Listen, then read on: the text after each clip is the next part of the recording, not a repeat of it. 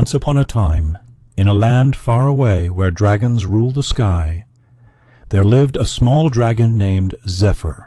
Unlike his fierce and fearsome fellow dragons, Zephyr was timid, gentle, and shy.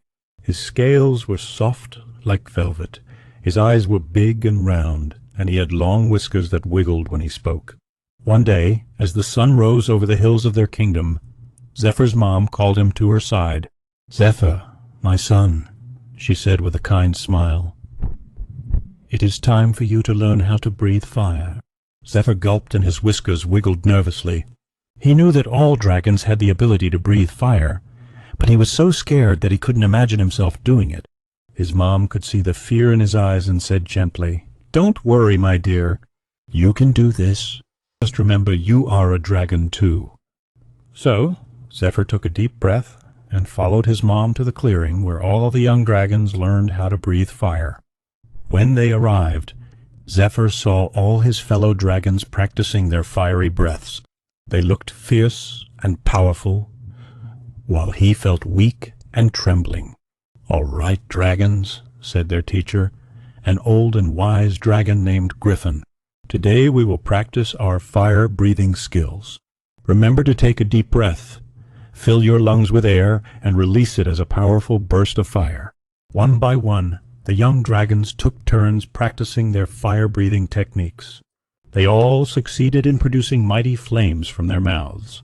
Zephyr watched them with wide eyes and a feeling of dread growing inside him.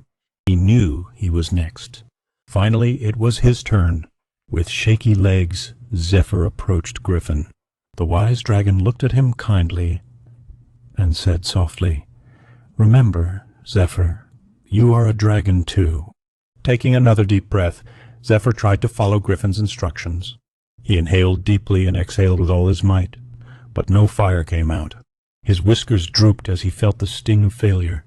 The other dragons snickered at him, and Zephyr felt his heart sink. Over the next few weeks, Zephyr continued to practice breathing fire.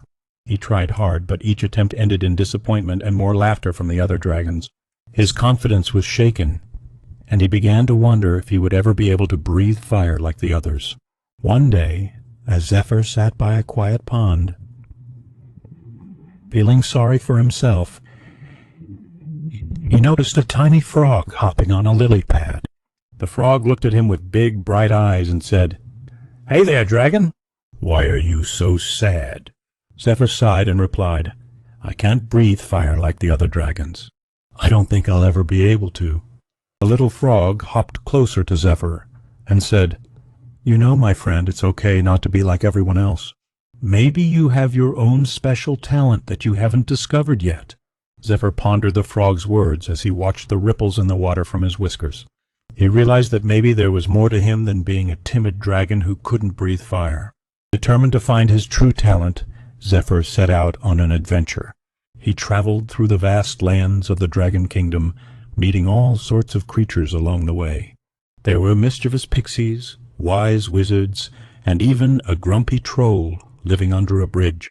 Each creature he met had their own special talent, from weaving magical spells to playing beautiful music on a silver flute.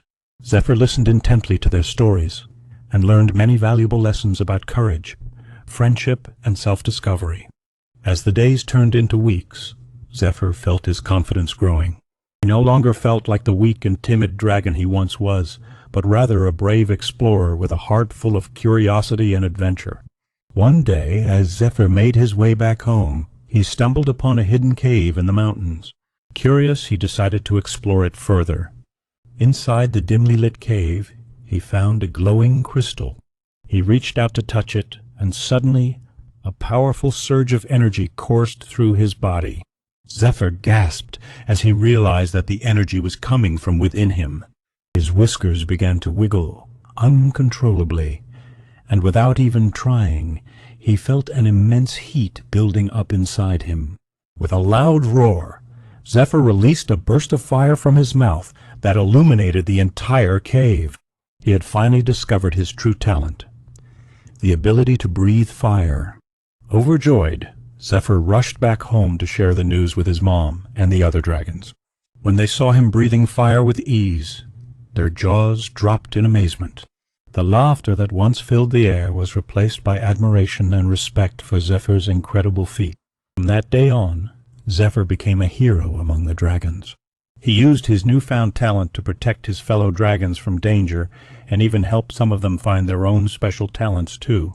And as Zephyr looked back at his journey, he realized that it was not just about learning how to breathe fire. It was about overcoming fear, building confidence, and discovering who he truly was. And so, with a newfound sense of courage and self-assurance, Zephyr continued to live his life as a brave and powerful dragon, ready to face any challenge that came his way.